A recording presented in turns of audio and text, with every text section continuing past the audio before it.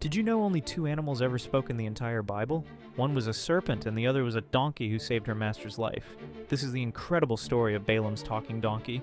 Balaam was a greedy prophet who cared more about money than God.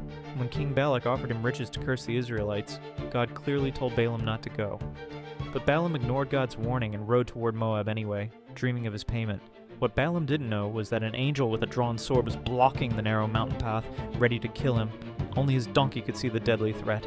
3 times she tried to save him, turning aside, crushing his foot against a wall, then lying down completely. Each time Balaam beat her in rage. Then something miraculous happened.